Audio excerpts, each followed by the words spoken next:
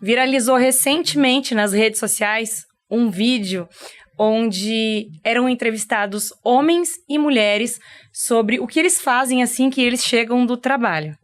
Os homens responderam: eu tomo banho e assisto televisão, enquanto as mulheres responderam que cuidam dos filhos, fazem almoço, colocam as crianças no banho e etc.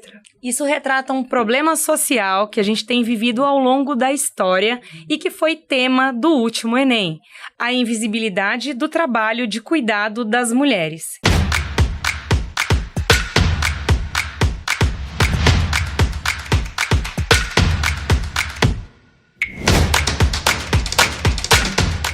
E para conversar sobre esse assunto, hoje eu trouxe aqui mais uma vez a psicóloga Daniela Frazani. Tudo bem, Dani? Tudo bem, e você, Aline? Tudo obrigada jóia. pelo convite. Eu acho que para a gente começar a falar sobre esse assunto da invisibilidade do trabalho das mulheres de cuidar, a gente tem que começar a abordar o conceito de naturalização desse trabalho, né? Na minha visão, assim, as pessoas impõe um instinto maternal, um instinto de cuidado na mulher. Já começa aí. E a gente, como mãe, eu percebo as pessoas que estão em volta de mim, elas têm uma dificuldade de sentir esse instinto, porque eu acho que ele é irreal. É diferente quando você precisa defender um filho, alguma coisa assim, aí vem aquele impulso. Mas eu sinto que é um aprendizado. Então, quando você tem um filho, quando você tem uma casa, etc., você aprende a cuidar daquilo. E aí, a sociedade exige essa naturalidade da mulher em respeito aos cuidados. E acho que isso vem ali já desde o começo da infância, da criação. E acho que até lá de trás, onde a sociedade foi dividida ali entre uma pessoa que cuida e uma pessoa que atua. E a pessoa que cuida, esse papel da pessoa que cuida caiu na mão das mulheres, e o papel da pessoa ativa, que corre atrás de tudo, caiu na mão dos homens. Então, hoje, que a gente sabe que não tem essa diferença natural, né? Uma diferença de gênero, né? Gênero. Essa coisa natural, né? Essa coisa instintiva, não existe essa diferença. Todo mundo pode lavar sua própria roupa, todo mundo pode fazer sua própria comida, sendo homem, sendo mulher. E aí a gente se vê hoje numa sociedade em que precisa ter essa mudança, em que as mulheres ainda são sobrecarregadas e que esse trabalho se torna invisível. E assim, não é só um trabalho doméstico, né? É um trabalho de cuidado com si mesma, é um trabalho de transar com o marido, é um trabalho de limpeza, é um trabalho de ligar na escola, é um trabalho de marcar médico, é um trabalho de cuidar da roupa do marido. Então, assim, são inúmeros exemplos em que a gente podia ficar a tarde inteira aqui falando, que são trabalhos que deveriam ser remunerados e que, na verdade, se você parar para pensar, eles são, só que essa remuneração não chega na mão de quem trabalha, né? Um exemplo bem seco, assim. Um casal. O cara trabalha e ela fica em casa e cuida de tudo e de todos. Mas aí, na hora de um divórcio, por exemplo, ela fica com uma pensão, ela fica com uma parte, mas aí ele ainda continua rendendo, ela precisa se reconstruir. Então, é toda uma questão injusta e invisível desse trabalho, dessa sobrecarga da mulher, né? E como que essa naturalização, você acha que essa naturalização do trabalho de cuidado, né, onde as mulheres da nossa sociedade, elas nem se questionam a respeito, né, disso, porque isso é uma coisa que vem desde sempre, como a gente falou, né? Como que isso chega a um ponto de afetar a saúde mental, a saúde psicológica da mulher? Afeta, nossa, muito, porque nós somos plurais, né? Nós mulheres. Então, a gente é mãe, a gente trabalha, a gente cuida da casa, a gente tem várias jornadas, mas é uma coisa que é impossível de dar conta, né? Se você colocar no papel tudo aquilo que uma mulher pensa durante o dia, essa sobrecarga mental, não estou falando nem da física, ela é muito doentia. Estafa, né? É uma estafa, é uma coisa que só a pressão de você esquecer alguma coisa importante, onde você pensa sozinha naquilo que você deveria estar pensando junto, e eu não digo nem dentro de um relacionamento, Eu digo socialmente falando mesmo, né? Quando você tá ali numa empresa, tá ali numa relação, tá ali numa família, mesmo quando você não é a mãe da família, você é a filha, mas aí de repente você tem uma mãe que também está sobrecarregada. Esse peso mental, ele é enorme, você tem que pensar em todos os detalhes e às vezes para suprir a sobrevivência do outro que não dá conta da própria vida, dos próprios detalhes da própria vida, né? Não, que eu ia falar, assim, que quando que esse ciclo acontece porque a mulher, ela se coloca nessa posição de naturalização, é a minha obrigação, e aí o homem, muitas vezes, ele entende que é a obrigação mesmo da mulher, e aí isso vira um ciclo, né? Eu conheço mulheres, inclusive, que não deixam os homens cuidar dos filhos. Ela se coloca tão forte nessa posição que talvez haja uma autocobrança muito grande, né? No meu exemplo pessoal, né, você sabe, eu, como sou uma mulher que causa, né?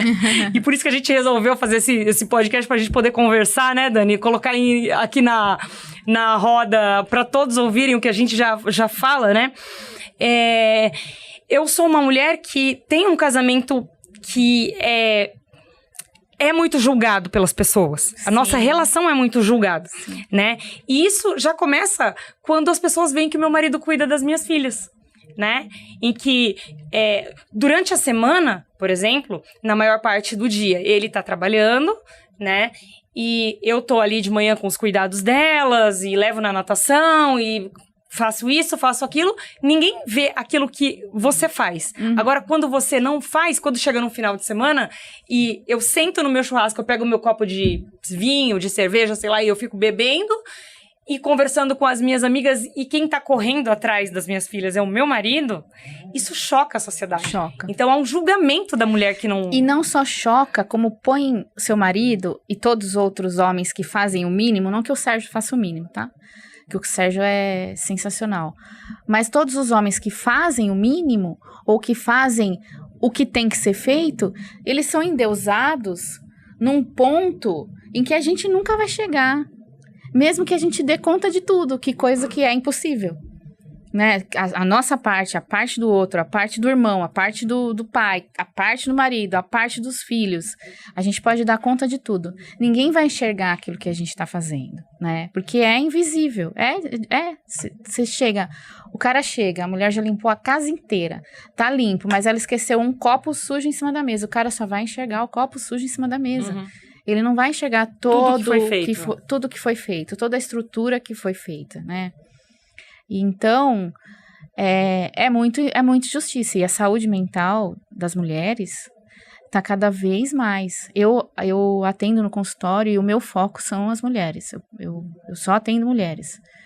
E as questões de saúde mental por estafa e por sobrecarga e por abandono, e às vezes nem tem abandono, né? Mas é um abandono moral, um abandono afetivo ali dentro do próprio lar. E assim, a maioria das mulheres, algumas, claro, como você disse, elas se colocam nesse lugar porque é socialmente imposto para essa mulher que ela abrace essa necessidade. Mas a maioria, principalmente da nossa geração, elas têm uma angústia dentro de que aquilo está injusto e elas não têm para onde correr. Porque elas estão num ponto ali que se elas não fazem, ninguém faz. Né, a gente conversou agora há pouco sobre a questão de que a criança é da aldeia, a criança é da sociedade, a criança não é da mãe, né? Voltando para a maternidade, né? Esse exemplo.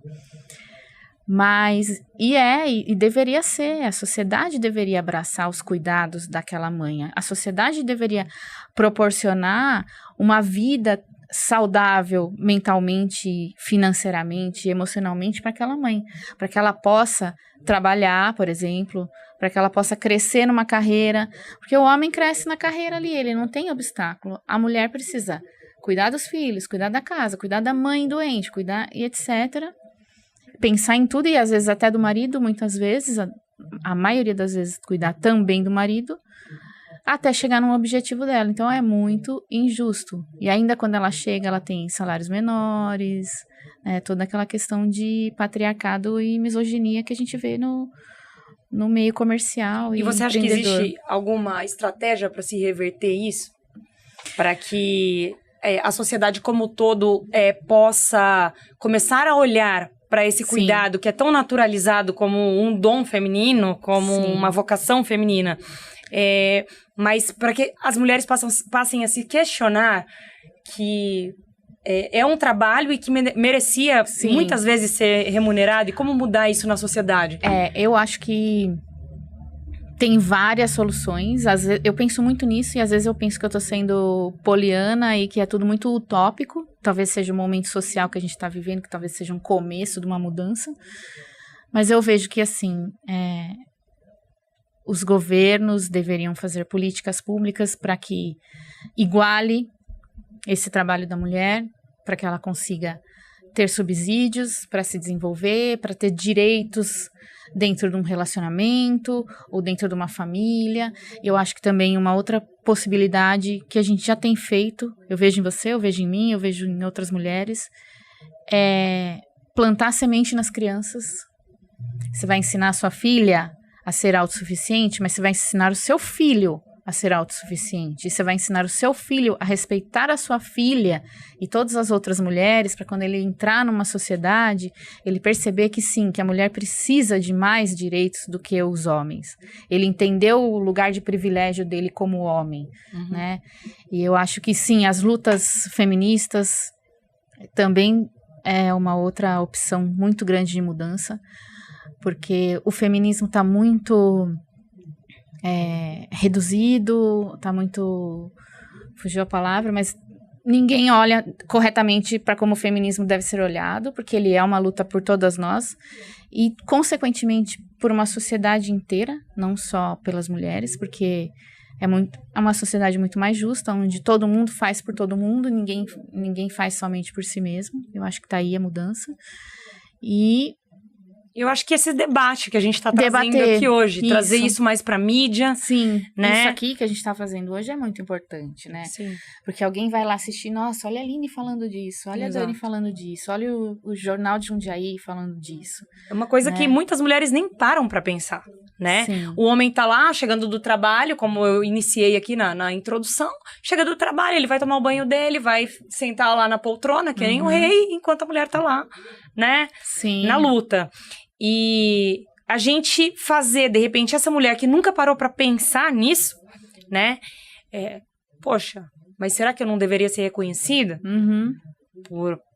Pelo cuidado dos meus filhos, pelo cuidado da casa? E já começa bem ali mesmo. Eu acho que uma dessas possibilidades de mudança, onde começam nas crianças, onde a gente começa a mudar as crianças, ela é um trabalho de formiguinha. Por exemplo, a gente não compra um carro para uma menina brincar. Por que não? Se hoje você dirige, eu dirijo, todo mundo dirige. Por que você já não começa ali? Por que você não compra uma cozinha super legal, cheia de panelinha pro menino? Já começa nisso, porque ele já começa... Por que você não compra uma boneca pro menino entender que uma hora ele vai ser pai, que ele vai ter que trocar fralda, né? Se ele quiser, porque hoje é se ele quiser. Né? A mulher não. Se ela tiver um filho, ela vai ter que trocar fralda. Eu vejo a sociedade, as gerações antes da gente, converso muito, assim, quando começa a me dar uma curiosidade, eu começo a fazer entrevista com as pessoas do meu meio. E principalmente os homens da sociedade, da geração acima da minha geração, na minha família, não acompanharam partos, não viram seus próprios filhos nascerem e não pegaram no colo até os 3 meses porque tinha medo. E como é que vem a nossa sociedade aqui, nós mulheres principalmente, que precisamos daquele afeto paternal, os homens também, mas a gente muito mais, né, para formação da personalidade. Como é que a gente vem sem esse contato físico de 3 meses com o próprio pai? Então, assim, acho que a mudança tá aí, né, desses homens que acompanham partos. E uma coisa eu tenho percebido também, que é muito ruim essa visão que eu tive, mas eu acho que ela é um pouco realista. Os homens precisam falar mais sobre essa mudança. Porque tem alguns homens que ainda são muito machistas, a maioria, que eles vão ouvir isso quando sair da boca de um homem, na mesa do jogo, na mesa da cerveja. Você viu, coitada, minha mulher hoje tava lá, você sabe o que eu fiz hoje? Marquei o pediatra dos meus filhos. Exato. Sabe o que eu fiz hoje? Limpei o chão, recolhi o do cachorro. Você entende? Então... As funções parece que elas vêm sendo atribuídas ao gênero, né? Sim. Tipo, o homem trabalha fora, a mulher fica em casa, troca a fralda, faz a comida. É o trabalho do homem e o trabalho da mulher, né? É uma sociedade patriarcal há muitos anos, né? Então, eu acho, como a gente tá falando, esse programa foi maravilhoso. A gente traz, né, essa importância social de se tocar nesse assunto, né? O meu objetivo aqui é sempre expandir, talvez, nem que for um pouquinho, a consciência das pessoas. E você também contribuiu muito para isso hoje. Obrigada. Por isso que eu quero agradecer a sua presença nesse podcast Pode Causar, que tá causando aí na cabeça das pessoas. Obrigada, Dani. Tô muito honrada de estar aqui no seu novo começo. Muita sorte pra você. Obrigada. Vai ser ótimo. E eu quero agradecer a todo mundo que ficou com a gente até agora aqui acompanhando. E se você gostou, curta, compartilhe os nossos vídeos, entra aí nas nossas redes sociais, siga a nossa página no Instagram, Pode Causar, @Pode Causar. O meu pessoal também é @Aline Bergamini. Deixa suas redes sociais aí pro pessoal também. Minha rede social é PSI Daniela Frazani. É isso aí. E esse programa é um oferecimento da Cell Kiss Boutique Erótica, que a Dani também trabalha lá. Se você tem curiosidade sobre algum produto, quer comprar alguma coisinha aí pra inovar no seu relacionamento ou pra você mesma, vai lá que a Dani tá lá toda manhã, gente. Aqui na Avenida 9 de Julho, 1822. Um grande beijo a todos e até o próximo programa.